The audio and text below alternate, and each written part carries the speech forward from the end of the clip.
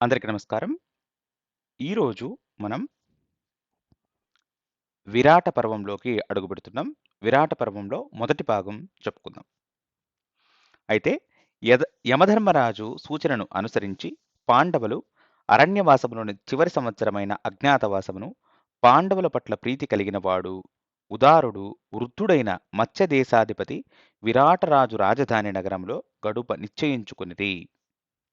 యుధిష్ఠిర మహారాజు ఇలా తెలిపెను: సోదరులారా, గుర్తింపబడుకుండుటకు మనలో ప్రతి ఒక్కరము ఒక నిర్దిష్ట పాత్రను ఎంపిక చేసుకుని విరాట మహారాజు సేవలో నియమింపబడవలను. అర్జునుడు ఇట్లడిగెను: యుధిష్ఠిరా, నీవు ఏ పాత్రను పోషింపదలచితివి? యుధిష్ఠిరుడు ఇట్లు పలికెను: నేను ఒక బ్రాహ్మణుని పాత్రను కంకుబట్టు నామధేయముతో పోషించెదను. నేను మహారాజును సమీపించి పాచికలాట విద్యలో మిక్కిలి నిపుణత కలిగిన వాడుగా పరిచయం చేసుకుందును. అలా అతని సభలో నియమింపబడి ఎల్లప్పుడూ మహారాజును సంతోషపెట్టెదను. భీమా, నీవు ఏ పాత్రను పోషింపదలచితివి? భీముడు ఇలా పలికెను: నేను వల్లభుడనే పాచకనుగా అనగా వంటవాడుగా నన్ను నేను పరిచయం చేసుకుందును. మహారాజు గారికి రుచికరమైన భోజన పదార్థాలను వండిపెట్టుటయే కాకుండా మల్ల యుద్ధములో సవాలు చేసిన వారందరినీ ఓడిస్తూ అతనికి వినోదము కూడా కలిగించెదను. ఆ తరువాత యుధిష్ఠిరుడు యోధాగ్రణ్యుడు మరియు మేటి విల్లుకాడైన అర్జునుడు పోషింపదలుచుకున్న పాత్ర గురించి అడిగెను. అర్జునుడు ఇలా సమాధానమిచ్చెను: బృహన్నల నామధేయముతో నన్ను నేను ఒక నపుంసకునిగా ప్రకటించుకుందును. పొడుగాటి జుట్టు, చెవుల కుండలాలతో స్త్రీ వేషధారణను ధరించెదను. హాస్యకథలతో మహారాజును మరియు అతని దేవీరులను వినోదపరచెదను. అంతఃపుర స్త్రీలకు సంగీతము మరియు నృత్యము కూడా నేర్పెదను. యుధిష్ఠిర మహారాజు నకులుని ప్రశ్నించెను. అప్పుడు అతడు ఇలా పలికెను: నేను గ్రంథి నామధేయముతో మహారాజు గారి అశ్వ సంరక్షకునిగా పాత్రను పోషించెదను. యుధిష్ఠిరుడు సహదేవుని అడుగగా అతడు తాను తంత్రీపాలునిగా తనను పరిచయం చేసుకుని మహారాజు గోసంరక్షకుని పాత్రను పోషించెదను అని తెలిపెను. యుధిష్ఠిర మహారాజు అటు పిమ్మట బాధపడుతూ ద్రౌపదిని ఇట్లు అడిగెను: ఓ పాంచాల రాకుమారి, నీవెన్నడను దాసీ పనులను చేసి ఎరుగవు. నీవు మహారాజుకు ఎటువంటి సేవలను అందింపదలచితివి? ద్రౌపది ఇట్లు సమాధానమిచ్చెను: మహారాజా, బాధపడకుము. నేను సైరంధ్రిగా అనగా కేశాలంకరణ మరియు అట్టి ఇతర స్త్రీ సహజ కళలలో నైపుణ్యము కలిగిన పరిచారికలాగా పరిచయం చేసుకుందును. విరాటరాజు మహారాణి సుదేష్ణ సేవలో నియమింపబడెదను. యుధిష్ఠిర మహారాజు అందుకు అంగీకరిస్తూ ద్రౌపది, ఎన్నడూనూ నీవు కాముకుల దృష్టిలో పడరాదు అని హెచ్చరించెను. పాండవులు మరియు ద్రౌపది గతములో వారు యుధిష్ఠిర మహారాజు సేవలో నెలకొని ఉండేవారమని విరాటునికి తెలుపు నిర్ణయించుకునిది. మహారాజు తమ అనుచరులందరితో ఇట్లు పలికెను: దౌమ్యముని, నీవు ఇంద్రసేనుని మరియు ఇతర సారథులను తప్ప మిగతా వారందరినీ వెంటబెట్టుకుని పాంచాల రాజధానికి వెళ్లి ఏడాది కాలం అక్కడే నివసించుము. సారథులందరూ మా రథములతో ద్వారక చేరుకుని యాదవుల సంరక్షణలో ఉండవలను.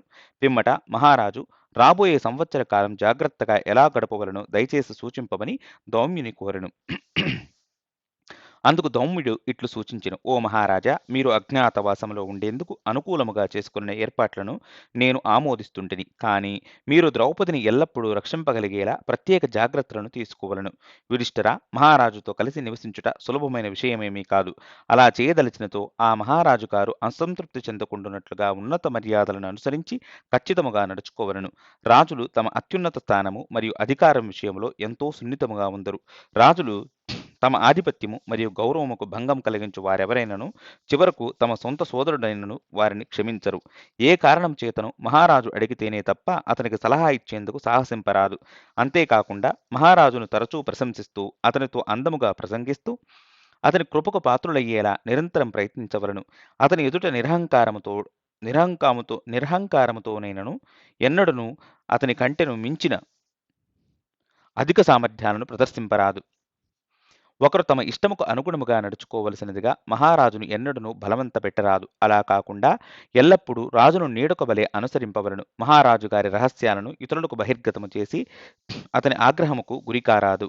రాజు నుండి పొందిన వస్త్రాలను, కానుకలను లేక ఇతర వస్తువులను జాగ్రత్తగా గొప్ప గౌరవముతో ఉపయోగించవలను. దౌమ్యుని ఈ సూచనలను యుధిష్ఠిర మహారాజు ప్రశంసించెను. ఆ తరువాత తమ మత్స్యదేశ ప్రయాణ సన్నాహాలలో భాగముగా అన్ని రకాల శాస్త్రవిహితమైన శుభకర్మలను చేయవలసినదిగా కోరిరి. తరువాత పాండవులు తమ దీర్ఘ ప్రయాణములో అనేక రాజ్యాలను దాటి చివరకు వారు విరాటనగర రాజధాని శివార్లను చేరుకున్నారు. యుధిష్ఠిరుడు మన ఆయుధాలను ఎక్కడ దాచవలను నిశ్చయించుకోవలను అని అర్జునుని విచారిస్తూ వాటిని మన వద్దనే ఉంచుకున్నచో ప్రసిద్ధమైన గాంధీవం చేత మనలను జనులు గుర్తించెదరు అనెను. అప్పుడు అర్జునుడు సమీపంలోని శ్మశాన వాటిక సరిహద్దుల్లో గల విశాలమైన సెమీ వృక్షంపై మన ఆయుధాలు ఎవరికంటా పడకుండానట్లుగా ఉంచి నగర ప్రవేశం చేసెదము. పాండవులు ఆ సెమీ వృక్షం దగ్గరకు వెళ్ళిరి. వారిని వింటినారులను విప్పి తమ ఖడ్గాలు మరియు ఇతర ఆయుధాలతో పాటు కలిపి ఉంచారు. నకులుడు వృక్షంపైకి ఎక్కి ఆయుధములనన్నింటినీ దట్టమైన శాఖల నడుమ బంధించి కట్టెను. ఆ తరువాత అతడు శ్మశానంలోని ఒక శవమును ఆ వృక్షముకు వేలాడదీసెను. దానితో భరించలేని దుర్గంధము చేత జనులు ఆ ప్రాంత సరిహద్దులకు రాలేరు. ఆ దారి వెంట వెళ్ళు కొంతమంది గోపాలకులు అనుమానంతో పాండవులను ప్రశ్నింపగా యుధిష్ఠిర మహారాజు ఇట్లు బదులిచ్చెను. ఇది మరణించిన మా వృద్ధురాలైన తల్లి శవము. మా వంశాచారం ప్రకారం దీనిని చెట్టుకు వేలాడదీస్తుంటిమి. అత్యవసర పరిస్థితులలో ఒకరిని మరొకరు పెరుచుకున్నట్టుకు 5 గంధర్వుల నామాలను ఎంపిక చేసుకునిరి. ఆ తరువాత వారు నగరం వైపుకు ప్రయాణం కొనసాగించిరి. యుధిష్ఠిర మహారాజు యోగమాయను స్తోత్రము చేసెను. ఈ యోగమాయ శ్రీకృష్ణ కుమారుని సోదరిగా జన్మించి కంసుడు నేలకేసి బాధుటకు ప్రయత్నించినప్పుడు ఆకాశంలోకి ఎగిరెను.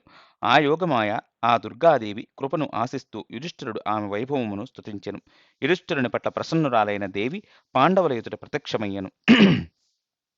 యుధిష్ఠిర మహారాజుకు ఇట్లు వరమిచ్చెను. ఓ రాజా, నా ఆశీర్వాదముతో త్వరలోనే మీకు మీ రాజ్యము మీ సంపద తిరిగి మీకు లభించును. చింతింపవద్దు. మత్స్యదేశములో మిమ్మల్ని ఎవరూ గుర్తింపలేరు. భయం విడిచిపెట్టుము. అట్లు తెలిపి దేవత అదృశ్యమయ్యెను. పాండవులు ముందుకు కొనసాగారు. నగరంలో ప్రవేశించుటకు ముందు యుధిష్ఠిరుడు బ్రాహ్మణ వేషధారణతో పచ్చలు పొదిగిన తన బంగారు పాచికలను తీసుకొనెను. వాటిని తన ఉత్తరీయంలో బంధించి రాజ్యసభలోని విరాటరాజును సమీపించెను. విరాటరాజు అగంతకుని అందమైన వర్చస్సు మరియు రాజలక్షణములను చూచి అతడు బ్రాహ్మణుడని విశ్వసింపలేకపోయెను. విరాటుడు తన మంత్రులను అతిథి గురించి విచారించమనెను. యుధిష్ఠిరుడు వారి ప్రశ్నలకు సమాధానముగా ఇట్లు పలికెను. దురదృష్టము కొద్దీ సర్వస్వమును కోల్పోయిన పేద బ్రాహ్మణుడను. జీవిత పోషణ కొరకు మహారాజు సేవలో నెలకొనదలిచి మత్స్య రాజధానికి వచ్చితిని. విరాటుడు బ్రాహ్మణుడిగా పిలువబడు ఆ వ్యక్తి కోరికను అంగీకరిస్తూ అతని పరిచయమును విచారింపగా మహారాజు యుధిష్ఠిరుడు ఇలా వివరించెను. నా నామధేయము కంకుబట్టు. నాకు పాచికలాటలో మంచి నైపుణ్యం కలదు. గతములో యుధిష్ఠిర మహారాజు కొలువులో సేవలందించేవాడిని. కాని ఇప్పుడు ఆ అవకాశం దూరమొకటి చేత మేము సమీపించితిని. విరాటుడు ఇట్లు పలికెను. కంకుబట్టు, నీవు దేవతకు వలె అగుపిస్తుంటివి. నీవు ఈ రాజ్యమును పాలించినచో ఉచితముగా ఉండును. యుధిష్ఠిర మహారాజు ఇట్లు పలికెను. నేను కేవలం నా విజ్ఞానమును మరియు నా పాచికలాటలో నా విశేష నైపుణ్యమును మాత్రమే చూపదలచితిని. గొప్ప నాయకుడు కావాలనను అభిలాష నాకు ఎన్నడూనూ లేదు. ఓ రాజా, పాచికలాడినప్పుడు నేనెన్నడూనూ వివాదాలలో చిక్కుకోరాదని మాత్రమే కోరుకుందును. తరువాత విరాటుడు ఇట్లు ప్రకటించెను. బ్రాహ్మణ, నీవు నాకు మిత్రుడవు. ఆందోళన చెందవద్దు. నీకు అసంతృప్తిని కలిగింప ధైర్యము చేయు వారెవరికైనను నేను మరణదండన లేక రాజ్య బహిష్కరణను విధించదనని హామీ ఇస్తుంటిని. నీవు నా వ్యక్తిగత అనుచరుడిగా కూడా ఉండుము. నీకు అన్ని రకాల వసతి సౌకర్యాలను ఏర్పాటు చేసెదను. నీవు విశ్వాసపూరితుడైన మంత్రిగా ఎల్లప్పుడూ నన్ను నా రథములో అనుసరించెదవు. ఈ రాజ్యమును నీదిగా భావించి ఇక్కడి సమస్త సౌకర్యాలను యథేచ్ఛగా వినియోగించుకొనుము. పిమ్మట యుధిష్ఠిర మహారాజు అతని భవనమునకు కొనిపోబడెను. భీముడు రాజ్యసభలో ప్రవేశించెను. అతడు నలుపు రంగు వస్త్రాలను ధరించి వంటకు వినియోగించే గరిటెలను ఒక చేతిలో వరుణుండి దూసిన ఖడ్గమును మరో చేతిలో ధరించి ఉండెను. సింహపు నడక మరియు అతని అసమాన బలము దైవత్వమును చూచి విరాటరాజు తనలో తాను ఇతడు గంధర్వరాజు లేక మారువేషంలో వచ్చిన ఇంద్రుడై ఉండవలను అని భావించెను. విరాటుడు తన మంత్రులను విచారింపవని ఆదేశించుటతో వారి ప్రశ్నలకు సమాధానముగా భీముడు ఇట్లు వివరించెను. నా పేరు వల్లభుడు. నేను సాటిలేని పాకశాస్త్ర ప్రవీణుడను. రాజుగారి వంటశాలలో పని కోరి వచ్చితిని. విరాటుడు ఇట్లు పలికెను. నీవు కేవలం పాచకుడు పాచకుడువు అనెనచో నేను విశ్వసింపలేను. నీ రూపము ఇంద్రునికి వలె కలదు. భీముడు ఇట్లు సమాధానమిచ్చెను. ఓ మహారాజా, గతములో నేను యుధిష్ఠిర మహారాజు వద్ద వంటమానిగా ఉంటిని. నేను ఎదురులేని పరాక్రమము గల మల్లయోధుడిని కూడా. మీకు సింహాలతో మరియు ఏనుగులతో మల్లయుద్ధముతో ఆనందము కలిగించెదను. మరోవైపు పసందైన విందుతో ప్రీతి కలిగించెదను అని భీముడు పలికెను. విరాటుడు ఇట్లు ప్రకటించెను. నీవు పరిపాలింపదలచినచో నా సమస్త రాజ్యమును నీకు సమర్పించుటకు నాకు ఎట్టి అభ్యంతరము లేదు. కాని నీవు రాజపాచకుడిగా ఉండదలచినచో వెంటనే నీవు మా పాకశాల బాధ్యతలను చేపట్టవచ్చును. తరువాత ద్రౌపది సైరంధ్రిగా మారువేషంలో ఏకవస్త్ర అయి నగర వీధుల్లో అనాథగా సంచరించసాగెను. కష్టాల్లో ఉన్నట్లుగా అగుపించు ఆమెను కొందరు వ్యక్తులు సమీపించి ఇట్లు పలికిరి.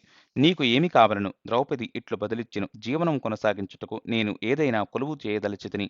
ఆమె అందమును మరియు సంస్కారవంతమైన మధుర భాషణలను వినిన వారు అట్లు విశ్వసింపలేక ఆశ్చర్యపోతుండిరి. విరాటుని రాణి సుధేష్ణ రాజభవంతిపై నిలబడి నగరమును వీక్షిస్తుండగా ఆమె దృష్టి వీధిలో వెడుతున్న ద్రౌపదిపై పడెను. ఆవిడ వెంటనే కుతూహలముతో ద్రౌపదిని పిలిపించి ఆమె గురించి ప్రశ్నించెను. ద్రౌపది తాను సైరంధ్రినని తెలుపగా మహారాణి విశ్వసింపలేకపోయెను. ఆమె ఎవరైనా అదృష్ట దేవతై ఉండునని మహారాణి తన మనస్సులో భావించెను. సుధేష్ణ ఇట్లు పలికెను. ఓ సౌభాగ్యవతి, నీ దేహ లక్షణాలు నీవు అప్సరస లేక ఇతర స్వర్గలోక దేవతవై ఉందువని సూచిస్తున్నాయి. నీ అందమైన అంగసౌష్ఠవము చేత నీవు పరిచారికవు అననిచో విశ్వసింపలేకపోతుంటిని. ద్రౌపది ఇట్లు బదిలిచ్చెను. ఓ మహారాణి, నేను దేవదూతను కాను. గతములో ద్రౌపది మరియు శ్రీకృష్ణ భగవానుని ప్రియపత్ని సత్యభామ వద్ద సేవ చేసినట్టి సైరంధ్రిని. సుధేష్ణ ఇట్లు పలికెను. సైరంధ్రి, నేను సంతోషముగా నిన్ను నా కేశాలంకరణ నిమిత్తము నియమించి ఉండేదానిని. కాని నీ అసమాన సౌందర్యము చేత నా పతి విరాట మహారాజు తప్పక మనస్సులోనైనా నీ పట్ల ఆకర్షితుడు కావచ్చును. ద్రౌపది ఇట్లు సమాధానమిచ్చెను. మహారాణి, మీకు ఆ భయము అవసరం లేదు. మహారాజు గాని మరే ఇతర పురుషుడు గాని నన్ను సమీపింపలేడు. ఎందుకనగా నన్ను గంధర్వులైన నా 5గురు భర్తలు ఎల్లప్పుడూ రక్షిస్తుందురు. నిజమునకు నన్ను వశపరుచుకొనుటకు ప్రయత్నించు వారెవరైనను వెంటనే వారి చేతుల్లో హతులగుదురు. దానితో సుధేష్ణ ద్రౌపదిని తన పరిచారికగా నియమించుకొనుటకు అంగీకరించెను. తరువాత ద్రౌపది ఇట్లు పలికెను. మహారాణి, మీరు నా 2 నిబంధనలను అంగీకరింపగలరు. ఎన్నడును ఇతరుల పాదాలను కడుగుటకు గాని ఇతరుల ఉచ్చిష్టమును భుజించుటకు గాని నన్ను ఆజ్ఞాపింపరాదు. సుధేష్ణ అందుకు అంగీకరించెను. ఆ తరువాత సహదేవుడు గోపాలకునిగా మహారాజు గోశాలను చేరెను. దూరము నుండి దేవతలకు వలె గోచరిస్తున్నట్టి అతడిని చూచి విరాటరాజు అతడిని నీవెవరవు, ఎక్కడి నుండి వస్తుండివి, ఏం చేస్తుందవు అని స్వయంగా ప్రశ్నించెను. మహారాజు ప్రశ్నలకు సమాధానముగా సహదేవుడు ఇట్లు తెలిపెను. రాజా, నేను వైశ్యుడను. నన్ను అందరూ తంద్రీపాలునిగా పిలుచుదురు. గతములో నేను పాండవుల అసంఖ్యాకమైన గోవులకు సంరక్షకుడుగా ఉంటూ వారికి సేవ చేసేవాడిని. ఇప్పుడు వారు ఎక్కడకు వెళ్ళారో తెలియనందున మత్స్యదేశమునకు వచ్చితిని. విరాటుడు ఇట్లు పలికెను. నేను దీనిని ఇట్లు విశ్వసింపలేకుంటిని.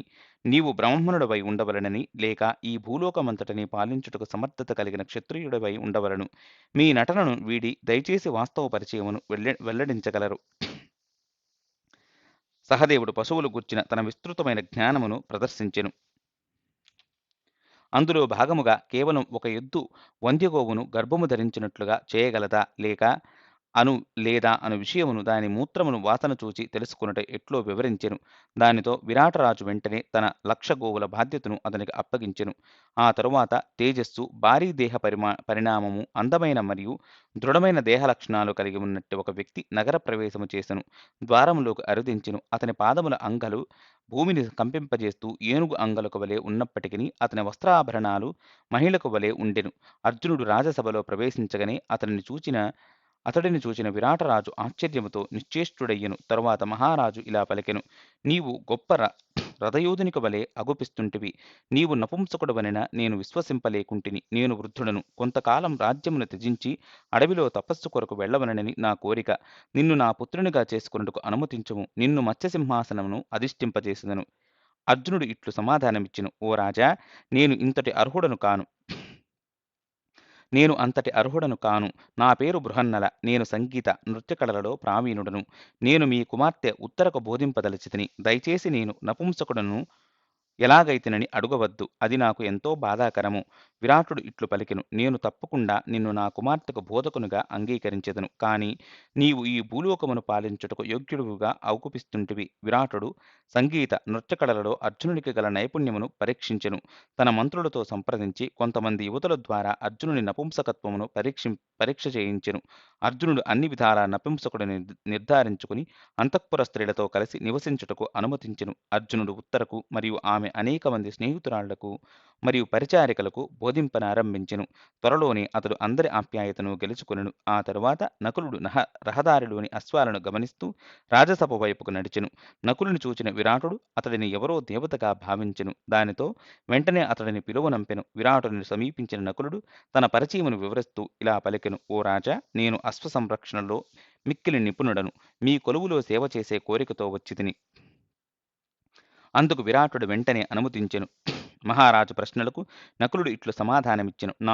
నా పేరు గ్రంథికుడు. గతములో యుధిష్ఠిర మహారాజు అశ్వసంరక్షకుడను. ఇప్పుడు దురదృష్టము కొద్దీ నా సేవకు దూరమైతిని. అందువలన మరో సేవను వెతుక్కుంటూ ఇక్కడకు వచ్చితిని. అది వినిన విరాటుడు తన అశ్వాలను మరియు సారథులను నకులుని పర్యవేక్షణలో ఉంచెను. పాండవులు సుఖముగా నివసిస్తున్నట్టు ఎవరిచేత గుర్తింపబడకుండునట్లుగా మిక్కిలి జాగ్రత్తగా మెలిగేవారు. తమ శత్రువైన దుర్యోధను నుండి ఎల్లప్పుడూ ప్రమాదమును ఊహించేవారు. వారక్కడ నివసించు కాలంలో 4వ మాసములో బ్రహ్మోత్సవాలు ఎంతో వైభవముగా నిర్వహింపబడెను. ప్రపంచంలోని అన్ని దిక్కుల నుండి వేలాది మల్లయోధులు తమ పరాక్రమమును ప్రదర్శించవలనని మత్స్య రాజధానిని చేరుకొనిరి. అట్లు విచ్చేసిన మల్లయోధులలో నందరికీ జీమూతుడు గొప్పవాడు. ఈ దిగ్గజ యోధుడు సవాలు విసరగా అతనితో తలపరుటకు ఎవరూ సాహసింపలేదు.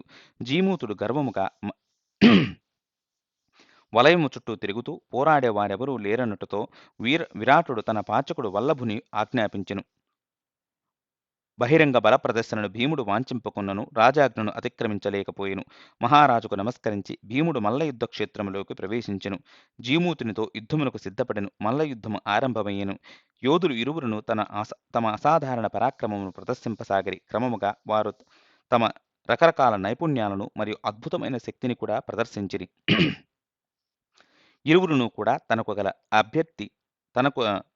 తగిన అభ్యర్థి లభించినని ఆనందించారు. భారీ యోధులిద్దరూ ఉత్సాహముగా ఒకరిపై మరొకరు ముష్టిఘాతాలను కరుపించిరి. ఒకరినొకరు నేలపై విసురుకునిరి. ప్రత్యర్థిని గట్టిగా అదిమి పట్టుకునిరి. ఒకరు మరొకరిని కాళ్లతో అల్లుకుని చక్రముగా తిరుగుతూ ప్రత్యర్థిని నేలపై పడద్రోసి పిడిగుద్దులతో బాదుకోసాగిరి. అలా భీముడు మరియు జీమూతుడు ఒకరినొకరు ఆనందించుటే కాకుండా వీక్షిస్తున్నట్టు ప్రేక్షకులకు కూడా ఆశ్చర్యానందాలను కలిగించిరి. చివరకు భీముడు గట్టిగా అరుస్తూ జీమూతుడిని తన చేతులతో పైకెత్తి అతడు స్పృహ కోల్పోయేంత వరకు 100 పర్యాయాలు గాలిలో గిరిగిరా త్రిప్పి నేలపైకి విసిరెను. దానితో జీమూతుడు తన విలువైన ప్రాణమును కోల్పోయెను. విరాట మహారాజు మరియు ప్రేక్షకులు భీముని అసాధారణ పరాక్రమమునకు ఆశ్చర్యపడుతూ ఆనందించిరి. ఆ తరువాత తనతో తలపరుటకు ధైర్యము చేసిన మరికొంతమంది యోధులను కూడా పోరాటంలో వధించెను. చివరకు భీమునితో సమానముగా పోరాడేవారు ముందుకు రాకపోవటతో మహారాజు పులులతోనూ సింహాలతోనూ మరియు ఏనుగులతోనూ యుద్ధము చేయించేవాడు. మత్స్య రాజధానిలో అజ్ఞాతవాసములోని పాండవులు అనేక రకాలుగా తరచూ విరాట మహారాజును ఆనందింపచేస్తుండేవారు. కొన్నిసార్లు భీముడు అంతఃపుర స్త్రీల ఆనందము కొరకు పెద్ద పెద్ద సింహాలతో పోరాడేవాడు. అర్జునుడు తన సంగీత నృత్యగానాలతో మహారాజుకు మరియు అంతఃపుర స్త్రీలకు వినోదము కూడా కలిగించేవాడు. నకులుడు వేగముగా పరుగులు తీయునట్లుగా శిక్షణ పొందిన గుర్రాలతో ప్రదర్శన ఇచ్చేవాడు. సహదేవుడు క్రమశిక్షణ కలిగిన వృషభాలతో ప్రదర్శనలు చేసేవాడు. ప్రతిసారి విరాటరాజు ఆనందముతో పాండవులకు అసంఖ్యాకముగా విలువైన కానుకలతో సత్కరించేవాడు. ఏమైనను ద్రౌపది బలవంతులైన తన భర్తల ఈ రకమైన ఊడిగమును చూచి దుఃఖించేది. 10 నెలలు గడిచిన పిమ్మట విరాటుని సైన్యాధ్యక్షుడు కీచకుడు ఒకరోజు ద్రౌపదిని చూచుట సంభవించెను. ఆమె అద్భుత సౌందర్యమునకు నిశ్చేష్టుడై మిక్కిలి కామోద్రిక్తుడైన కీచకుడు ఎలాగైనను ఆమెను పొందదలిచెను. కీచకుడు మహారాణి సుదేష్ణ సోదరుడు. ద్రౌపదిపై కోరికతో దహించుకుపోతున్నట్టు కీచకుడు తన సోదరి సుదేష్ణను సమీపించి ఇలా పలికెను. సోదరి, నేను నీ సైరింద్రుని చూడకుండా ఉండలేకపోతున్నాను. ఒక్కసారి చూడగానే నా హృదయం పూర్తిగా మోహముకు గురయ్యెను. ఈ స్త్రీ ఎవరు? మునుపెన్నడను ఈ భవనములో కనపడలేదు. ఎలాగైనను నేను ఆమెను నా మహారాణిగా పొందదలచితిని. ఆమె నా హృదయేశ్వరి అయినచో నా సర్వస్వమును ఆమెకు అర్పించెదను. కీచకుడు ఈ వ్యవహారములో తన విజయముపై విశ్వాసముతో ఉండెను. సుదేష్ణతో సంభాషించిన పిమ్మట కీచకుడు నక్కసింహమును సమీపించినట్లుగా నేరుగా ద్రౌపదిని సమీపించెను.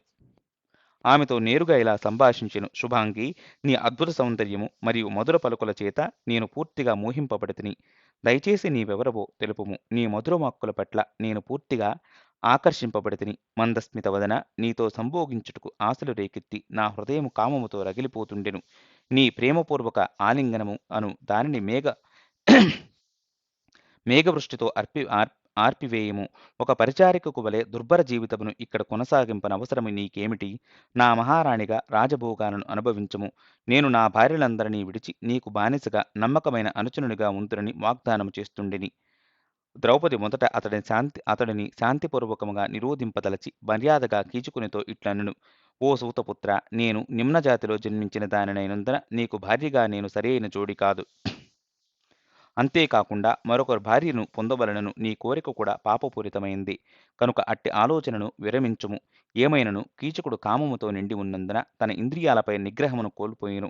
కీచకుడు ఇతరుల భార్యను ప్రలోభపెట్టదలచుట చేత కలిగే ప్రమాదముల గూర్చి ఎరిగి ఉన్నప్పటికిని ద్రౌపదితో తిరిగి ఇలా పలికెను: ఓ సుందరి, ఈ మత్స్యరాజ్యముకు నిజమైన ప్రభువు నేనేనని ఎరుగుము. ఎందుకంటే రక్షణ నిమిత్తము ప్రతి ఒక్కరూ నాపై ఆధారపడుతుందురు. ఈ రాజ్యములో నేను అందరిలోకి మిక్కిలి అందగాడను, బలవంతుడను మరియు సుసంపన్నుడను కూడా. నా దేవిగా అపారమైన సంపదలతో సుఖించుటకు అవకాశము కలిగిన నీవు ఒక పరిచారికగా శ్రమించు జీవితముకు ఎలా ప్రాధాన్యమియ్యగలవు? దేవి, నేను మన్మధునికి పూర్తిగా వశమైతిని. నిన్ను మరచుటకు నాకు సాధ్యపడదు. నీ క్షేమమును వాంఛిస్తూ నీవు నాకు స్వచ్ఛందముగా లొంగిపోవలను. ఆ బలవంతుడైన కీచకుడు అలా ద్రౌపదిని భయపెట్టి లొంగదీసుకోదలిచినను ఆమె అతడిని కఠినముగా నిందిస్తూ ఇలా స్పందించెను: దౌర్భాగ్యుడా, మూర్ఖముగా ప్రవర్తిస్తూ నీ ప్రాణాలకు ముప్పు తెచ్చుకోకుము. అజేయులైన 5గురు అదృశ్య గంధర్వులు నా పదులు. వారు నన్ను ఎల్లప్పుడూ రక్షిస్తుందురు. నీవు నన్ను బలవంతపరచుటకు ప్రయత్నిస్తే వారు వెంటనే వచ్చి నిన్ను వధించుదురు. ఈ విధముగా నిందింపబడినను కీచకుడు కామోక్రోధాలతో దాదాపు ఉన్మాది అయ్యెను. దానితో సుధేష్ణ మహారాణి సమీపించి ఇట్లు విలపించసాగెను: సోదరి, ఎలాగైనను నీవు నీ సైరంధ్రిని నా ప్రేయసి అయ్యేలా చూడుము. నేను ఆమెపై కోరికతో దహించుకుపోతుంటిని. నీవు నాకు తోడ్పడకున్నచో నేను నా ప్రాణాలను వెంటనే కోల్పోయేదను.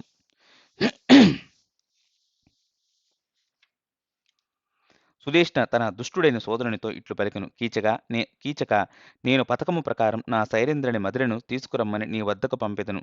ఆ ఏకాంత వాతావరణంలో నీవు ఆమె అభిమానమును సాధించుటకు ప్రయత్నించుము. ఆ పలుకులు కీచకునిలో ఆశను రగిలించెను.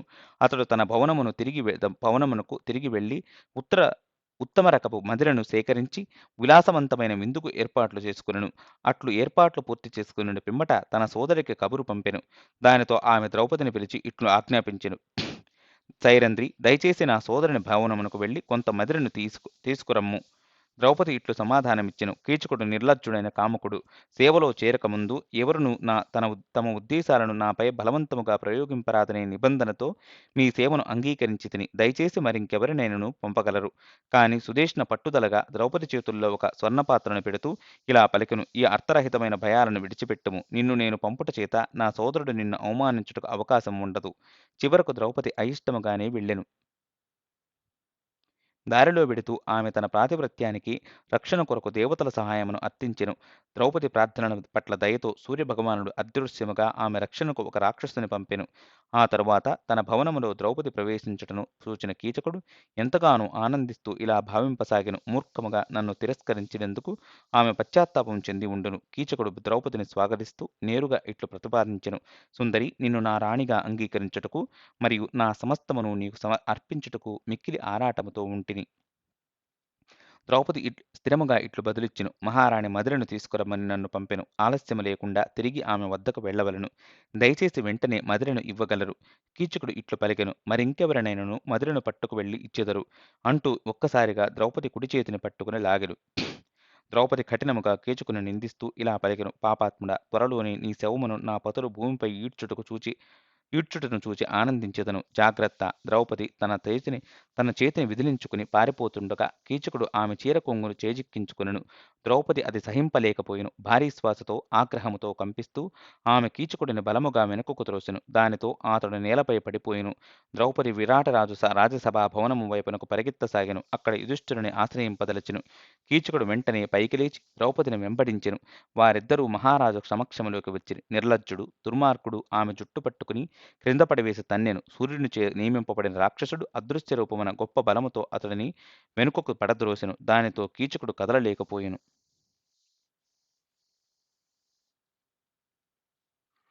ఆ సమయంలో భీముడు మరియు యుధిష్ఠిరుడు రాజభవనములోనే ఉండెను. ఈ దృశ్యమును వారు సహింపలేకపోయిరి. క్రోధముతో పళ్ళు నూరుతూ కనుబొమ్మలు ముడిచినట్టి భీముని ముఖం వికృతముగా మారెను. అతడు కీచకుని వైపునకు పరిగెత్తదలచుటతో వారి అజ్ఞాతవాసం భంగమగునని భయముతో యుధిష్ఠిరుడు అతడిని వారించెను. ద్రౌపది లేచి నిలబడి తన భర్తలు స్పందించకపోవుటతో బాధ మరియు ఆగ్రహముతో కళ్ళు ఎర్రబడెను. ఆగ్రహించిన ద్రౌపది వారి కళ్ళ ఎదుటనే కీచకుడు తనను తన్నుటను చూచినను స్పందించిన విరాటరాజును మరియు అతని మంత్రులను కఠిన పలుకులతో ఖండించెను. మహారాజు ఇట్లనెను: నీకు మరియు కీచకునికి నడుమగల వివాద వివరాలను తెలియకుండా నేను ఎట్టి చర్యను తీసుకోలేను. ద్రౌపది విషయమంతటిని విపులముగా వివరించెను. ఆమె పలుకులను వినిన మంత్రుడు కీచుకుని ఖండిస్తూ ఆమెను ఓదార్చుటకు పూనుకొనిరి. యుధిష్ఠిర మహారాజు ద్రౌపదిని ఉద్దేశిస్తూ ఇట్లనెను: ఓ సౌభాగ్యవతి, నీవు మహారాణి సుదేష్ణ భవనమునకు తిరిగి వెళ్ళెము. నీ గంధర్వ భర్తలు ఇప్పటికిప్పుడు నీ రక్షణ కొరకు రాకపోయినను వారు తప్పకుండా నిన్ను అవమానించిన వ్యక్తిని వధించెదరు. చెదిరిన జుట్టు మరియు క్రోధముతో ఎరుపెక్కిన కళ్లతో ద్రౌపది సుదేష్ణ భవనం వైపునకు పరిగెత్తెను. తన పరిచారిక ఆందోళన చెందుతూ రోధిస్తుండటను గమనించిన మహారాణి ఆమెను కారణం అడిగెను. ద్రౌపది జరిగిన విషయమంతటిని వివరించెను. సుదేష్ణ ఇట్లనెను: ఓ పుణ్యవతి, చింతింపకము. నీవు కోరినచో నేను నా దుష్ట సోదరుని వధింపచేసెదను. ద్రౌపది సమాధానమిచ్చెను: ఓ మహారాణి, మీకు అట్లు చేయనవసరము లేదు. అతడిని వధింపవలసిన వారు అతడిని తప్పక వధించుదురు. ద్రౌపది ఇట్లు ఆలోచింపసాగెను: ఈ దుస్సంఘటన చేత ఏర్పడిన భరింపరాని అవమాన దుఃఖము నుండి నేను ఎలా బయటపడగలను? నాకు ఉన్నట్టి ఒకే ఒక ఆశ్రయము భీముడు. అతడు మాత్రమే మర్యాద, నైతికత వంటి పలుకులను లెక్కచేయకుండా ఎల్లప్పుడూ నన్ను సంతోషపరచుటకు సిద్ధముగా ఉండును. అలా నిశ్చయించుకున్న ద్రౌపది అర్ధరాత్రి సమయంలో పాకశాలలో భీముడు నిద్రిస్తున్న చోటుకు వెళ్ళెను. దౌత్యనీతిని ఎరిగిన పాంచాల రాకుమారి మొదట ఇలా ప్రశ్నించెను: భీమసేన, నిద్రలెమ్ము. నన్ను అవమానించిన వ్యక్తి ఇంకనూ జీవించి ఉండగని నీవు ఎట్లు నిద్రింపగలుగుతుంటివి? భీముడు ఉలికిపడుతూ నిద్రలేచి ఇట్లు ప్రశ్నించెను: ద్రౌపది, నీవు ఇక్కడకు ఎందుకు వచ్చితివి? విషయమేమిటి? దేవి, నీ అసంతృప్తికి కారణమును తెలిపినచో నేను తప్పక అంతమొందించెదను. తన దీనస్థితిని భరించు ప్రక్రియలో ఏర్పడిన ఒత్తిడిని ద్రౌపది భరింపలేకపోయెను. కనుకనే ఆమె దీనిని అవకాశముగా తీసుకుని తనలోని దుఃఖమును బయటకు వెళ్ళగక్కెను. తన మరియు తన భర్తల దురదృష్టకర పరిస్థితి పట్ల మిక్కిలి నిరాశతో ఉన్నట్టి ద్రౌపది యుధిష్ఠిరుని యుధిష్ఠిరుని పాచికలాట పట్ల ఆసక్తియే తమ బాధలన్నింటికీ కారణమని తీవ్రముగా విమర్శించెను. యుధిష్ఠిరుని జూద క్రీడాసక్తి చేత నీకు పాచకునిగా మారవలసి వచ్చుటను నేను భరింపలేకుంటిని. భయంకరమైన ఏనుగులు మరియు సింహాలతో పోరాడవలసినదిగా నిన్ను ఆజ్ఞాపించినప్పుడు నేను నీ ప్రాణాలను గుర్చి భయపడితిని. నిజమునకు అప్పుడు నేను దాదాపు స్పృహ కోల్పోసాగితిని. అది చూచిన సుదేష్ణ మహారాణి మనమిద్దరం ఒకే రోజున మహారాజు గారి కొలువు కూటములో చేరుటను చూచి నీవు నా రహస్య ప్రేమికుడవని అనుమానిస్తుండెను. రథయోధులలోకి విలుకాండ్లలోకి అగ్రగామి అయిన అర్జునుడు ప్రపంచమంతటిని జయించగల సమర్థుడు. ఇప్పుడు స్త్రీ వేషధారణతో జుట్టు ముడుచుకుని చేతులకు గాజులు మరియు చెవులకు కుండలాలను ధరింపవలసి వచ్చుట, నకుల సహదేవులు నిమ్న వృత్తులకు తోయబడుటను చూడవలసి వచ్చుట నాకు ఎంతో బాధాకరము. ఇక నా గురించి ఏమి తెలుపును? నాకు దుఃఖపూరితమైన పరిచారిక జీవితం అంగీకరింపవలసి వచ్చెను. మనము త్వరలోనే మన సుఖ సమృద్ధులను సాధింపగలమనే ఒకే ఒక ఆశతో ఈ దౌర్భాగ్యపు జీవితమును అనుభవిస్తున్నాను. కానీ అది కూడా ఖచ్చితముగా జరుగుతుందని చెప్పలేము. ఎందుకనగా మనమందరం విధి చేతిలో ఆటపావులము. శక్తివంతులైన భర్తలు, సోదరులు, పుత్రులు మరియు బంధువుల నడుమ ఉండి కూడా మరే ఇతర స్త్రీ ఇంతటి దుర్భరమైన జీవితమును భరింపగలదు? బొబ్బలెక్కిన నా చేతులను చూడుము. గతములో కేవలం మా అత్తగారైన కుంతీదేవి కొరకు గంధము అరగదీయుటకు ఉపయోగించబడేవి. ఇప్పుడు అవి ఇతరులకు సేవలందించుటకు శ్రమిస్తుండెను. ఆమె చేతులను పట్టుకొనిన భీముడు కూడా రోధింపనారంభించెను. భీముడు తనను తాను నియంత్రించుకుని ఇట్లు అనెను: ద్రౌపది, కీచకుడు నిన్ను తన్నుటను చూచినప్పుడు నేను మత్స్యజాతిని సమస్తమును నిశ్చయించుకుంటుని. యుధిష్ఠిరుడు వారించుటతో నేను నా ఆగ్రహమును నిగ్రహించుకుని ఎట్టి ప్రతీకారము చేయకుంటిని. ఏమైనను నాలో రగులుతున్నట్టి క్రోధము, నా శరీరమును దహిస్తున్నట్టి భావనను అనుభవించితిని. నిజమునకు దుర్యోధన, శకుని, దుశ్శాసన మరియు కర్ణులపై ప్రతీకారమును ఇంకనూ తీర్చుకోకపోవుట చేత నా గుండెల్లో బల్లెము దిగుబడినట్లుగా కలదు. ద్రౌపది, నీవు నీ క్రోధమును నియంత్రించుము. గతములో ధర్మాత్ములైన తమ భర్తలను అనుసరిస్తూ గొప్ప గొప్ప పతివ్రతలు ఎట్లు అనేకానేక బాధలను అనుభవించిరో స్మరిస్తూ నిన్ను నీవు స్వాంతనపరుచుకునుము. స్వయం విష్ణు భగవానుని నిత్య సహచరిణి అయిన సీతామాతను స్మరించము. మరికొంతకాలం ఓర్పు వహించము. ఆ తరువాత కీచకుడు పదే పదే తనతో వ్యవహరించిన తీరును ద్రౌపది భీమునికి వివరించెను. చివరకు ఆమె ఇట్లనెను: ఇప్పుడు ఈ సంఘటన అనంతరం నేను తిరిగి అతని కళ్ళబడినచో కీచకుడు తప్పక నన్ను తీవ్రముగా శిక్షించును. కనుక ఇక ఏమాత్రం ఆలస్యం చేయకుండా ఆ దుష్టిని దయచేసి వధింపుము. లేనిచో ఇట్టి అవమానమును తిరిగి మరోసారి అనుభవింపవలసి వచ్చినచో నేను తప్పక నా ప్రాణాలను విడిచెదనని రోధించెను. ద్రౌపది భీమసేనుని గుండెలపై వ్రాలి వెక్కి వెక్కి ఏడవసాగెను. భీముడు ఆమెను గుండెలకు హత్తుకుని ఓదార్చెను. తన చేతులతో ఆమె కన్నీటిని తుడుస్తూ ఇట్లు ఓదార్చెను. దేవి, విరాటరాజు కొత్తగా నిర్మించిన నర్తనశాలలో ఈ రోజు సాయంత్రం కలుసుకొనెదమని కీచుకునికి సంకేతం పంపుము. పగలంతా కన్యలు అక్కడ నాట్యమభ్యసిస్తుందురు. కీచకునితో నాకు సమావేశం ఏర్పాటు చేయము. చీకటి పడిన తర్వాత అక్కడ నిర్మానుష్యముగా ఉండును. నీవు కీచకుణ్ణి ఆకర్షించి అక్కడకు రప్పించము. నేను అతడిని తప్పక వధింతునని హామీ ఇస్తుంటిని. అటు పిమ్మట ద్రౌపది ఆ రాత్రి తిరిగి తన గదిని చేరుకొనెను. మరుసటి రోజు ఉదయం కీచకుడు ఆమెను కలుసుకొనుటకు రాజభవనమును చేరుకొనెను. మరోసారి ద్రౌపదితో తనను అంగీకరించమని అభ్యర్థించిన కీచకునికి ఆహ్లాదకరముగా ఆశ్చర్యమును కలిగిస్తూ ద్రౌపది ఇలా పలికెను. ఓ వీరాగ్రేసర, మన సమాగమమును రహస్యముగా ఉంచవలనను నిబంధనను నీవు అంగీకరిస్తేనే నేను నీ కౌగిలి చేరెదను. నీ సోదరులకు గాని నీ పత్నులకు గాని తెలియకూడదు. కీచకుడు అట్టి నిబంధనకు ఉత్సాహముగా అంగీకరించెను. అప్పుడు ద్రౌపది ఇట్లు పలికెను. సుందరాంగ, ఈ రాత్రికి నర్తనశాలకు విచ్చేయుము. అక్కడ నీ నీ కొరకు ఆతృతతో ఎదురు చూస్తుందును. కీచకుడు ఆనందముతో తన భవనము చేరుకొని తన కామవాంఛ తీరబోతుందని భావిస్తూ తనను తాను అలంకరించుకోనారంభించెను. ద్రౌపది ధ్యాసలో మునిగిన కీచకుడు కాలము మందగమనమును కలిగి ఉందని, పగలు ఎంతకు అంతమొకట లేదని భావించెను. ద్రౌపది కూడా కీచుకుని పలుకులను మరియు చేష్టలను స్మరిస్తూ అతని అంతమును చూచు ఆతృతతో సమయం భారముగా గడుస్తుందని భావించెను. ద్రౌపది పాకశాలకు వెళ్లి పథకం ప్రకారం కీచకుడు రాత్రికి నర్తనశాలకు వచ్చినట్లుగా ఏర్పాటు చేసేతనని భీమునితో చెప్పెను. భీముడు కీచుకుని వధించుటకు అవకాశం లభించినందుకు సంతోషించెను. చీకటి పడిన పిమ్మట భీముడు నర్తనశాలలో ప్రవేశించి అక్కడి మృదువైన పరుపుపై కూర్చుని సింహము జింక రాక కొరకు ఎదురుచూచునట్టు అతడు కీచుకుని కొరకు ఎదురుచూడసాగాను. అందముగా అలంకరించుకున్న కామాంధుడైన కీచకుడు నర్తనశాలలోకి ప్రవేశించి భీముడు వేచి ఉన్నట్టి శయ్యను సమీపించెను. అంధకారములో ఆ శయ్యపై ఉన్నది అందమైన ద్రౌపది అని భావించెను. అతడిని తన చేతితో స్పృశిస్తూ ఇట్లను. ఓ చంద్రవదన, గొప్ప సంపదలతోనూ అనేక మంది పరిచారికలతోనూ ఏర్పరచబడిన నా విశాలమైన భవన మందిరమును ప్రక్కన పెట్టి నీ కొరకు ఇక్కడకు వచ్చి తిని. అందుకు భీముడు వ్యంగ్యముగా ఇట్లు బదిలిచ్చును. ఓ వీరుడా, ఈ రాత్రి నిన్ను ఇలా కలుసుకునుట నా అదృష్టము. ప్రేమికునిగా నీవు ముల్లోకాలలోనూ సాటి లేనివాడివని నేను విని ఉంటిని. అంతేకాకుండా నా వంటి స్త్రీని కూడా నీవు ఇంతవరకు చూచి ఉండవు. అట్లు పలుకుతూ భీముడు ఒక్కసారిగా శయ్యపై నుండి దూకి నిలుచుని బిగ్గరగా నవ్వుతూ ఇట్లు సవాలు విసురును. దుష్టుడా, నేను శైలేంద్రి గంధర్వపరతిని. నీ దుర్మార్గముకు నిన్ను ఇప్పుడు వధించెదను. అట్లు పలికి భీముడు కీచుకుని జుట్టు పట్టుకుని లాగెను. కీచుకుడు విదిలించుకుని భీముని చేతులను పట్టుకొనెను. ఇరువురు నడుమ తీవ్ర ద్వంద్వ యుద్ధము జరిగెను. ఆగ్రహముతో గల ఇరువురు యోధులు హింసాత్మకముగా ఒకరినొకరు విసురుకొనిరి. కొంత సమయమునకు కీచకుడు అలసిపోయెను. అతని శరీరమంతయు కంపించసాగెను. ఏమైనను కీచకుడు విజయం కొరకు చివరిసారిగా ప్రయత్నిస్తూ భీముని వైపునకు దూసుకెళ్లి కాళ్లతో తన్నెను. భీముడు నేలపడినప్పటికీ వెంటనే పైకి లేచి కీచకుని ఛాతిపై బలముగా తన్నెను. భీముడు తన ప్రత్యర్థి బలహీనపరుటను గ్రహించెను. అతడు కీచుకుని జుట్టు పట్టుకుని లాగి తన చేతులతో బలముగా అదిమి పట్టెను. తరువాత భీముడు కీచుకుని స్పృహ కోల్పోయేంత వరకు గిరగిరా త్రెప్పి బలముగా నేలకేసి బాదెను. జంతువును వధించినట్లుగా భీముడు ఒకవైపు కీచుకుని గొంతు నిలుపుతూ మరోవైపు తన కాళ్లతో అతని అవయవాలను విచ్ఛిన్నము చేసెను. దానితో కీచకుడు ప్రాణం విడిచెను. భీముడు తన కార్యమును పూర్తిగా నెరవేర్చుకున్నట్టుకు క్రోధముతో అతని శరీరమును ఆకారము లేని మాంసపు ముద్దగా మార్చివేసెను. ద్రౌపది అక్కడే ఉండెను. ఆమె తృప్తి కొరకు భీముడు తన దివిటీని వెలిగించి కీచుకుని అవయవాలను ఆమెకు చూపెను. తన భార్య పట్ల తన బాధ్యతను నెరవేర్చిన తృప్తితో భీముడు గొప్ప భారము నుండి విముక్తుడైనట్లుగా భావించెను. తరువాత అతడు తిరిగి పాకశాలను చేరుకొనెను. ద్రౌపది ఆనందముతో దగ్గరలోని నర్తనశాల పరిచారకులకు కీచుకుని తన గంధర్వ భర్తలు వధించినని చూపెను. వారు దివిటీలతో తల, మెడ, కాళ్ళు మరియు చేతులు లేని రక్తసిక్తమైన కీచుకుని మొండెమును చూచి ఆశ్చర్యపడుతూ ఇది తప్పక బలవంతులైన గంధర్వుల కార్యమేనని నిర్ధారించుకునిరి. కీచుకుని బంధువులు నర్తనశాలకు వచ్చి మరణించిన యోధును చూచి దుఃఖముతో బిగ్గరగా రోదింపసాగిరి. నిజమునకు చిన్నాభిన్నమైన కీచుకుని శరీరమును చూచి ప్రతి ఒక్కరూ భయభీతులు అయిరి.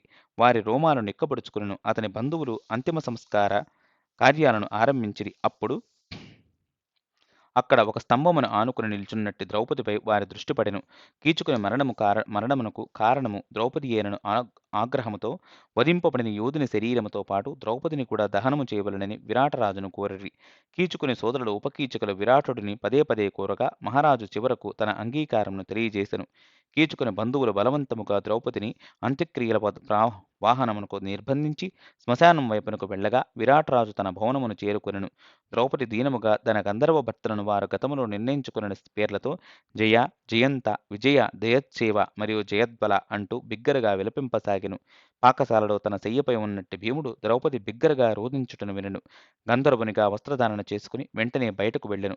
భీముడు వేగముగా దారిలో వెడుతూ సూతులందరినీ సంహరించాలనే అతని తీవ్ర వాంఛకు అనుగుణముగా అతని శరీరము విశాలమవ్వసాగెను. నగర ప్రహరీ గోడను సమీపించిన అతనికి ఒక పొడవాటి భారీ తాటి వృక్షము అగుపించెను. దానిని వ్రేళ్లతో సహా పెరికి ఆయుధముగా ఉపయోగించుటకు భుజంపై వేసుకొనెను. కీచుకుని సోదరుడు గంధర్వుడు తమ వైపునకే వస్తుండెనని భావించి భయపడ్డారు. శవము గల పాడెను ద్రౌపదిని విడిచి నగరం వైపునకు పరిగెత్తసాగిరి. భీముడు వారిని వెంటాడి తన భుజముపై గల భారీ వృక్షములతో 100 ఉపకీచకులను సంహరించాడు. తిరిగి వెనక్కి వచ్చి బంధింపబడి ఉన్నట్టి ద్రౌపది కట్లు విప్పి ఆమెను ఓదార్చాడు. తరువాత వారిరువురు విభిన్నధారులలో రాజభవనములోని వారి వారి ప్రదేశాలను చేరుకునిరి. కొంతమంది జనులు భీముడు చేసిన సూతుల నరమేధమును చూచిరి. వారు వెళ్లి సైరంధ్రుని గంధర్వుడు రక్షించిన వైనమును మహారాజుకు తెలిపారు. ఆ పౌరులు మహారాజును ఇలా వేడుకుని, రాజా, సైరంధ్రి సౌందర్యము చేత పురుషులు సహజముగానే ఆమె పట్ల ఆకర్షితులగుదురు. ఆమె తిరిగి అవమానింపబడినచో గంధర్వులు రాజ్యమంతటిని సర్వనాశనము చేయకుండానట్లుగా మీరు ఏదో ఒకటి చేయవలను. ముందుగా వధింపబడిన ఉపకీచకులందరికీ అంత్యక్రియలు జరిపింపవలసినదిగా విరాటుడు పౌరులను ఆజ్ఞాపించిరి. తరువాత సుదేష్ణ వైపునకు తిరిగి మహారాజు ఇట్లు పలికెను, మహారాణి, సైరేంద్రుని తనకు కావలసిన మరో చోటుకు వెళ్ళమని చెప్పుము. నిజమునకు విరాటరాజు కూడా గంధర్వుని ఆగ్రహం పట్ల భయమును కలిగి ఉండెను. ఏమైనను అతడు ఇట్లనెను, సుదేష్ణ, ఒక స్త్రీ ప్రవర్తన చేత పురుషుడు అవమానం చెందకూడదు. కనుక నీ పరిచారికను తొలగింపవలసినది నీవే. మరోవైపు ద్రౌపదిని చూడగానే పురజనులందరూ గంధర్వుల భయముతో పారిపోయిరి. తరువాత బృహన్నల అనేక మంది ఊతులతో కలిసి భవనము నుండి బయటకు వస్తూ ద్రౌపదికి కనిపించెను. అర్జునుడు ద్రౌపది రక్షింపబడుట పట్ల తన సంతోషమును వ్యక్తపరచగా ఆమె విసురుకుంటూ ఇలా సమాధానమిచ్చెను, బృహన్నల, ఈ విషయముతో నీకేమి సంబంధము? నీవు స్త్రీలతో కాలక్షేమం చేస్తూ సమయమును ఆనందముగా గడుపుము. నా బాధ గురించి నీకేమి అవసరము? అర్జునుడు విచారముగా ఇట్లు బదిలిచ్చును, ఓ సైరేంద్రి, నేను అనుభవిస్తున్నట్టు దుఃఖమును నీవెరుగవా? నీకు వచ్చిన ఆపదకు ఎవరికి దుఃఖం కలగదు? పిమ్మట అక్కడి యువతులు కూడా ద్రౌపది రక్షింపబడుటకు సంతోషమును వ్యక్తపరిచి ఆమెను తిరిగి సుదేష్ణాదేవి భవనములోకి తీసుకువెళ్ళిరి. అప్పుడు అయిష్టముగానే మహారాణి ఇలా ఆదేశించెను, సైరంధ్రి, మహారాజు గంధర్వులనైనా భయపడుతుండెను. కనుక నీవు ఇక్కడి నుండి వెళ్ళి నీకు ఇష్టమైన మరో ప్రదేశమునకు వెళ్ళుము. ద్రౌపది ఇట్లు అర్థించెను, మహారాణి, నన్ను ఇంకనూ మరొక 13 రోజులు మాత్రమే ఇక్కడ ఉండుటకు అనుమతించగలరు. అప్పుడు గంధర్వులు వచ్చి నన్ను తీసుకువెళ్ళదురు. ఈ స్వల్ప సహాయమును చేసినచో నా గంధర్వపతులు మీకు మేలు చేయగలరని మహారాజుకు హామీ ఇవ్వగలరు. మరోవైపు కౌరవుల గూఢాచారులు అనేక అడవులు, పట్టణాలు, పల్లెలు, రాజ్యాలను పాండవులు ఉనికి కొరకు వెతికి ఫలితము లేక చివరికి తిరిగి హస్తినను చేరుకునిరి. వారందరూ ద్రోణ, కర్ణ, కృప, భీష్మ మరియు త్రిగర్త యూతులు సోదరులందరితో కూడి రాజసభలో ఆసీనుడై ఉన్నట్టి దుర్యోధనుని దర్శించుటకు వెళ్ళిరి. గూఢాచార్యుడు ఇట్లు విన్నవించిరి, ఓ రాజా, మేము పాండవుల రథచక్రాల గుర్తులను అనుసరిస్తూ ద్వారక వరకు వెళ్ళితిమి. కానీ అక్కడ గాని మరో చోట గాని మేము వారి జాడను కనుగొనలేకపోతిమి. ఒక ఆసక్తికరమైన వార్త ఏమనగా, త్రిగర్తలకు బద్ధశత్రువైన కీచకుడు మరియు అతని సోదరులు బంధువులతో సహా ఒక అదృశ్యుడైన గంధర్వుని చేతిలో వధింపబడిరి. ఆ పలుకులను వినిన దుర్యోధనుడు సభను ఉద్దేశించి ఇట్లు పలికెను, ఇప్పుడు ఏమి చేయవలనో మీరందరూ నాకు సూచింపగలరు. అప్పుడు కర్ణుడు ఇట్లు పలికెను, ఓ రాజా, మరింత అధిక నైపుణ్యము కలిగిన మరికొంతమంది గూఢాచారులను మరింత క్షుణ్ణముగా వెతుకుటకు అంతటా పంపెదము. దుశ్శాసనుడు ఈ విధముగా అభిప్రాయపడెను, పాండవులు ఎవరూ కనిపెట్టలేనంత కట్టుదిట్టముగా దాగుకొని ఉండవచ్చును, లేక ఎట్టి చిహ్నాలు మిగలకుండా మరణించి ఉండవచ్చును. ద్రోణుడు దానిని ఖండిస్తూ ఇట్లు పలికెను, ఓ రాజా, ఇది మూర్ఖపు అభిప్రాయము. అంతటి గొప్ప వ్యక్తులు ఎట్టి క్లిష్ట పరిస్థితులలోనూ ఎన్నడూ నశింపరు. గడువు ముగిసిన పిమ్మట పాండవులు తప్పక హస్తినను చేరుకొందురు. కనుక వారితో నీవు శాంతి ఒప్పందమునకు సిద్ధపడుట మంచిది. భీష్ముడు కూడా ఇట్లు పలికెను, దుర్యోధన, ద్రోణుని పలుకులలో వాస్తవము కలదు. ఏమైనను నీవు ఇంకనూ పాండవుల జాడను ఎరుగుదలచినచో, ధర్మము ఎక్కడ ఉన్నతముగా విరాజిల్లుతున్నదో, ప్రజలు ఎక్కడ సంతోషముగా ఉండి భౌతిక దుఃఖముల చేత బాధింపబడుకుందురో, ఎక్కడ ప్రకృతి పుష్కలముగా కానుకలను అందిస్తున్నదో అట్టి ప్రాంతమును వెదకవలను. పాండవుల మంగళకరమైన ఉనికి చేతనే అట్లు సాధ్యపడును. అప్పుడు త్రిగర్తల రాజు మహాబలవంతుడైన సుశర్మ ఇట్లు పలికెను: ఓ రాజా, గతములో నేను కీచకుడు మరియు విరాటరాజు చేతుల్లో ఓడింపబడితిని. ఇప్పుడు కీచకుడు మరణించినందున విరాటుడు నిరుత్సాహముతో బలహీనపడి ఉండును. దీనిని సదవకాశముగా చేసుకుని మత్స్యరాజ్యముపై దాడి చేయవలను. విరాటుని సంపదను, ప్రత్యేకించి వేలాదిగా గల అతడి అద్భుతమైన గోసంపదను అపహరింపవలను. కర్ణుడు ఆ ఆలోచనను ప్రశంసిస్తూ ఇట్లు పలికెను: పాండవులు ఇప్పుడు నిరాశ్రయులు మరియు బలహీనులైనందున వారి గురించి చింతించుట కంటెను మత్స్యరాజ్యముపై దాడి చేయుట ఉత్తమం. దుర్యోధనునికి కూడా సుశర్ముని చూసిన నచ్చెను. దానితో అతడు ధృతరాష్ట్రుని అనుమతి లభించినంతనే సైన్యమును సిద్ధము చేయవలసిందిగా దుశ్శాసనుని ఆజ్ఞాపించెను. దుర్యోధనుడు సుశర్ముని వైపునకు తిరిగి ఇలా పలికెను: ఈ రోజే నీ సైన్యముతో బయలుదేరి విరాటుని గోసంపదను స్వాధీనపరచుకునుము. మిగతా కౌరవులతో కలిసి నేను రేపు బయలుదేరెదను అని దుర్యోధనుడు సుశర్మతో తెలిపెను. ఇంతటితో మొదటి భాగాన్ని సమాప్తం. రెండో భాగంలో తర్వాత ఏం జరిగిందో తెలుసుకుందాం.